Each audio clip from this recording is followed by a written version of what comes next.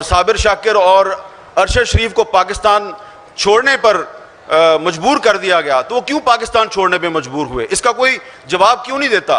वो हुक्मरान जो दावा करते हैं कि वो इमरान खान के दौर में मीडिया पर बड़ी पाबंदी थी, इमरान खान के दौर में पाकिस्तान जो है उसको बड़े मसाइल का सामना था, अब तो मीडिया आज़ाद हो गया है, तो बताएं कि मंजूर पश्तीन जो है वो मेरे प्रोग्राम में क्यों नहीं आ सकता। मैंने कई दफ़ा कहा कि मैं इसको बुलाना चाहता हूं, नहीं बुलाते। इस तरह और भी कुछ लोग हैं। And in last 4 years 24 Pakistani journalists including 2 female journalist they were assassinated in the line of their duty, और किसी एक भी सहाफ़ी का कातिल नहीं पकड़ा गया, ख्वाह वो पंजाब में था या सिंध में था या बलूचिस्तान में था या खैबर पख्तूनख्वा में था या किसी और जगह पे था। वो सहाफ़ी जिन पर आपकी हुकूमत के दौर में बगावत के मुकदमे दर्ज हुए और उन पर पाबंदी लगाई गई और साबिर शाकिर और अरशद शरीफ को पाकिस्तान छोड़ने पर मजबूर कर दिया गया, तो वो क्यों पाकिस्तान छोड़ने पे मजबूर हुए, इसका कोई जवाब क्यों नहीं देता। मरियम औरंगज़ेब साहबा जो हमारी इंफॉर्मेशन मिनिस्टर हैं, वो कहती हैं इमरान रियाज तो जर्नलिस्ट ही नहीं है। आपको सबको पता है कि इमरान रियाज जो है वो मेरा कितना दुश्मन है, मुझ पर कितनी तनकीद करता है, लेकिन मैं ये नहीं कहूँगा कि मरियम औरंगज़ेब उसको अगर कह रही हैं कि वो जर्नलिस्ट नहीं है तो वो सही कह रही हैं। ये बात बिल्कुल गलत है, क्योंकि जर्नलिस्ट जो है उसका कोई भी व्यू हो सकता है, लेकिन चलें आप कहती हैं वो पॉलिटिकल वर्कर है, तो पॉलिटिकल वर्कर पर भी पाबंदी लगाना ये कहाँ की जमहूरियत है, ये कहाँ की आज़ादी सहाफ़त है। ये देखें, ये कामरान मुर्तज़ा साहब ये सेनेट के मेंबर हैं, ये सुप्रीम कोर्ट बार एसोसिएशन के साबिक सदर हैं। इन्होंने और आज़म नज़ीर तारड़ साहब ने मिलकर एक कोशिश की और पार्लियामेंट की जो कमेटी है फॉर इन्फोर्स डिस्पीरियंसेस, जो लापता अफराद पे कमेटी है, उसके मुज़ाकरात करवाए, जो इन्होंने कोयटा में धरना दिया हुआ था, और वो धरना ख़त्म कराया। और उन बेचारों ने सिर्फ इनको 50 लोगों की एक लिस्ट दी कि इन लोगों को आप रहा भी ना करें, इनको अदालत में भी पेश ना करें, बस सिर्फ ये वादा कर लें कि इनको आपने फेक एनकाउंटर में मारना नहीं है।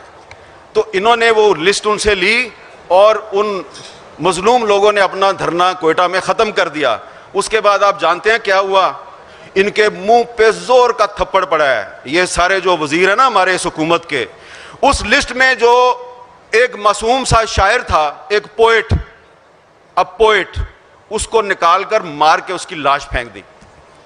ये उन्होंने, वो कहते हैं जी हमने दहशतगर्द मारा। आपने दहशतगर्द नहीं मारा, आपने आज़म नज़ीर तारड़ और राना सनाउल्ला और इन सब लोग जो पार्लिमानी कमेटी में, इनके मुंह पे आपने जोर का थप्पड़ मारा है। और आपको शर्म आनी चाहिए ये थप्पड़ मार के कि आप कहते हैं ये जो शायर था ये दहशतगर्द था। दहशतगर्द वो है जो पाकिस्तान का आइन तोड़ता है। चले मान लिया कि वो दहशतगर्द था, तो फिर आप में और दहशतगर्द में फर्क क्या है। दहशतगर्द भी पाकिस्तान का कानून तोड़ता है, आप भी पाकिस्तान का कानून तोड़ते हैं। ये बात हम पाकिस्तान के मीडिया पे नहीं कह सकते। अगर कोई ये समझता है कि पाकिस्तान के हालात बेहतर हो रहे हैं, वो एमको की जन्नत में रहता है। बल्कि मैं आज आपको एक और बात कहना चाहता हूँ, बड़ी जिम्मेदारी के साथ बात कर रहा हूँ, कि अगर कोई ये समझता है कि पाकिस्तान के हालात जो हैं वो बेहतरी की तरफ जा रहे हैं और अब दुनिया जो है उसके हालात भी बदल गए हैं और अब तो पाकिस्तान में मार्शल लॉ नहीं लग सकता, मैं समझता हूँ कि अगर आपने पाकिस्तान में दोबारा ऐसे हालात पैदा किए सियासी जमातों ने या किसी और ने, और मार्शल लॉ लग गया, तो इससे पाकिस्तान को नुकसान होगा। मार्शल लॉ ने हमेशा पाकिस्तान को नुकसान पहुँचाया है। पाकिस्तान जब टूटा तो मार्शल लॉ था। आप कहते हैं कि जो ईस्ट पाकिस्तान में आपकी डिफीट थी, मिलिट्री डिफीट नहीं थी, पॉलिटिकल डिफीट थी। चले मान लेते हैं पॉलिटिकल डिफीट थी। पॉलिटिकल डिफीट इसलिए थी कि शेख मुजीबुर रहमान के खिलाफ पाकिस्तान आर्मी का एक फौजी जनरल गुलाम उमर जो है उसने एक सेल बनाया हुआ था और वो शेख मुजीबुर रहमान के सियासी मुखालफिन में पैसे बांटता था।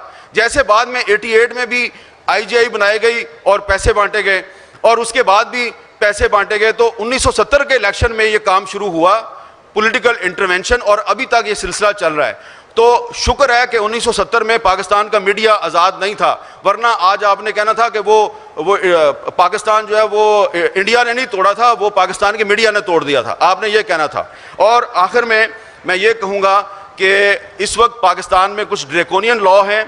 Unfortunately these draconian laws were not imposed on us by any military dictator. these draconian laws were imposed on us by democratic governments। जैसा कि 2016 में जो मुस्लिम लीग नून की हुकूमत थी उसने पीका का कानून हम पे इम्पोज किया और वो पीका का कानून आज उन पे इस्तेमाल किया जा रहा है। इसी तरह ये जो पिछली इमरान खान की हुकूमत थी इसने पीका ऑर्डिनेंस जारी किया और आज जब FIA किसी सहाफ़ी को और सियासतदान को गिरफ्तार करती है तो उस पर वही पीका कानून की सेक्शन 20 लगाती है। तो ये सारे कानून जो है ख़त्म होनी चाहिए, इनके खिलाफ यहाँ पे एक करारदाद मंजूर होनी चाहिए और उस करारदाद में ये मुतालबा किया जाना चाहिए कि जो पाकिस्तान की इलेक्टेड पार्लियामेंट है ये पार्लियामेंट पाकिस्तान के आइन और कानून के तहफ़्फ़ुज़ के लिए कोई किरदार अदा करे, सिर्फ नौकरी ना करे, हाथ बांध के खड़ी है और जी सर किए जा रही है। और जुडिशरी भी जो है उसको भी खड़ा होने की ज़रूरत है। इतनी डिवाइडेड जुडिशरी पाकिस्तान की हिस्ट्री में हमने कभी नहीं देखी। तो जब पार्लियामेंट मजबूत नहीं होगी, जुडिशरी डिवाइडेड होगी तो मीडिया की फ्रीडम को तहफ़्फ़ुज़ कहाँ से मिलेगा। तो उस तहफ़्फ़ुज़ के लिए आप सबको, हम सबको मिल के इकट्ठे एक जदोजहद करनी है। और इस बात पे ख़त्म करूँगा हबीब जालिब के शेर पे कि झूठे मुकद्दमात हैं, फर्जी शहादतें, हम फिर भी लिख रहे हैं जनू की हकायतें।